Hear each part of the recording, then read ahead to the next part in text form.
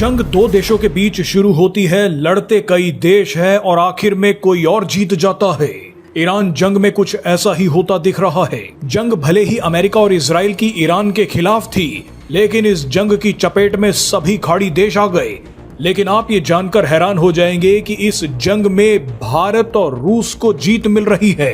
ये बात खुद अमेरिका के बयानों और फैसलों से नजर आ रही है। सबसे पहले देखिए कि रूस ईरान की जंग में कैसे विजेता बन रहा है। ईरान और खाड़ी देशों में अफरा तफरी के बाद जैसे ही दुनिया में तेल संकट गहराया, तो अमेरिका ने तुरंत ऐलान कर दिया कि हम चाहते हैं कि भारत रूस से जमकर तेल खरीदे। मजे की बात देखिए कि भारत तो पहले से ही रूसी तेल खरीद रहा था, लेकिन इसके बावजूद अमेरिका ने बयान जारी करते हुए यही बात कह दी। अब तो खबर है कि अमेरिका रूसी तेल से पूरी तरह प्रतिबंध हटाने पर विचार कर रहा है।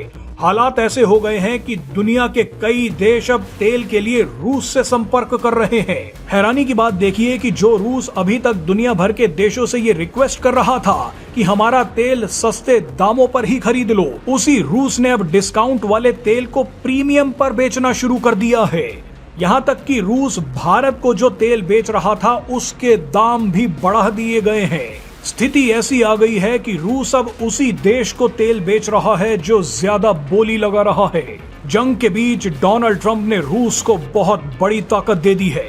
ताकत भी ऐसी कि पुतिन ने बयान दिया है कि 2027 में यूरोप हमारी गैस सप्लाई पर प्रतिबंध लगाने की धमकियां दे रहा था, लेकिन अब मैं चेतावनी देता हूं कि अगर यूरोप सुधरा नहीं तो मैं पूरी तरह से यूरोप की गैस सप्लाई काट दूंगा। बताइए, डोनाल्ड ट्रंप के एक फैसले के चलते पुतिन ने पूरे यूरोप को हड़का दिया है। जानकारी के लिए बता दें कि रूस यूरोप को एलएनजी गैस सप्लाई करने वाला सबसे बड़ा देश है। आप पहले पुतिन का ये बयान सुनिए, उसके बाद आपको बताएंगे कि भारत कैसे जीत रहा है।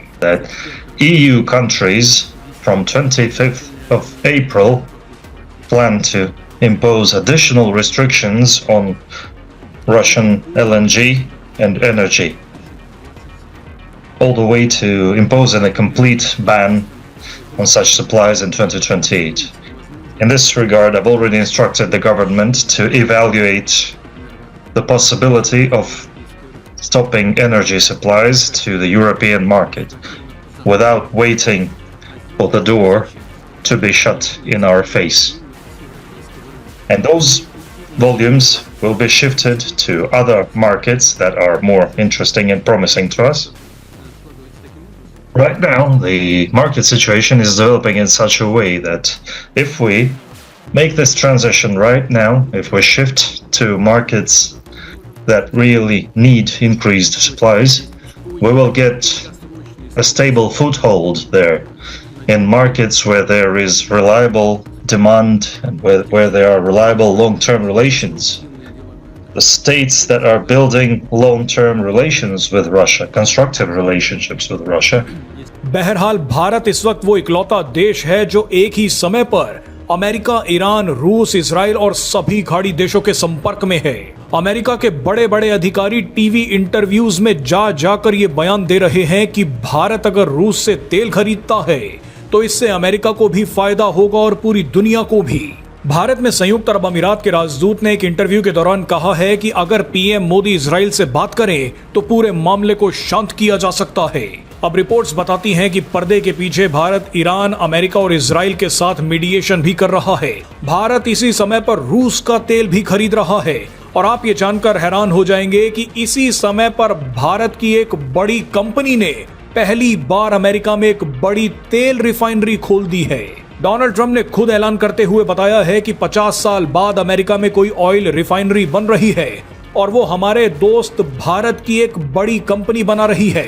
आपको बता दें कि ये कंपनी रिलायंस है। अमेरिका में अब रिलायंस की नई रिफाइनरी अमेरिकी मार्केट्स को ईंधन बेचेगी। यानी अब आप देखिए कि एक ही समय पर भारत, रूस, अमेरिका, मिडल ईस्ट, ईरान और यूरोप के बीच एक कनेक्टिंग पॉइंट बन गया है। दुनिया का हर देश एक दूसरे देश से लड़ रहा है, लेकिन सभी तारीफ भारत की कर रहे हैं।